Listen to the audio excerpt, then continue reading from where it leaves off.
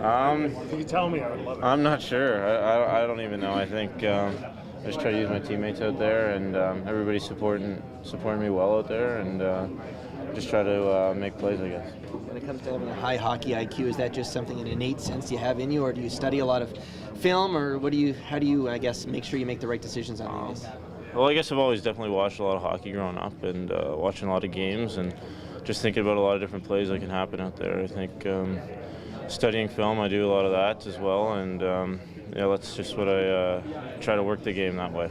The passing skill set, Stuart, growing up young, early, when did that begin, and when was the impression that was going to be an important part of your game began?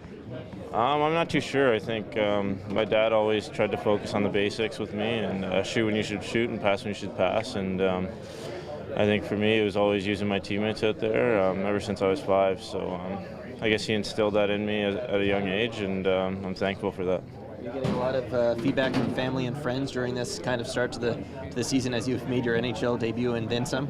Yeah, there's been a lot of messages, through Facebook, Twitter, and it's been great, and I really appreciated that. And I try to get back to them when I can. It's pretty busy, but I think tomorrow's an off day, so I'll sit down and go through my messages. But the opening game there, penalty kill, power play down below the red line.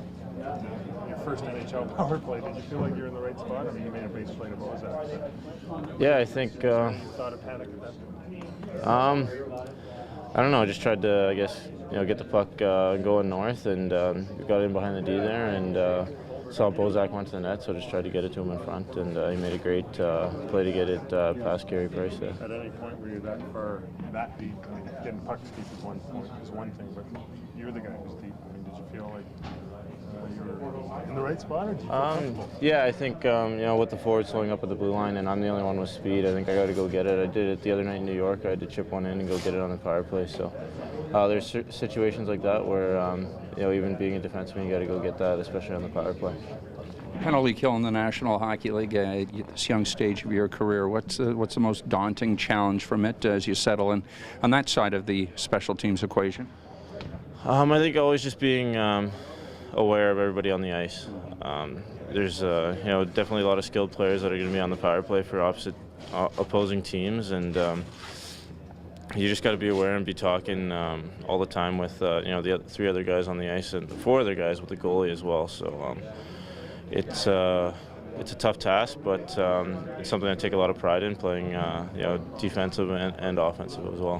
Has there been any kind of adjustment to the speed of the game at all? Because in theory, the NHL's faster, right? But you haven't seemed to be lost in the wash in that at all.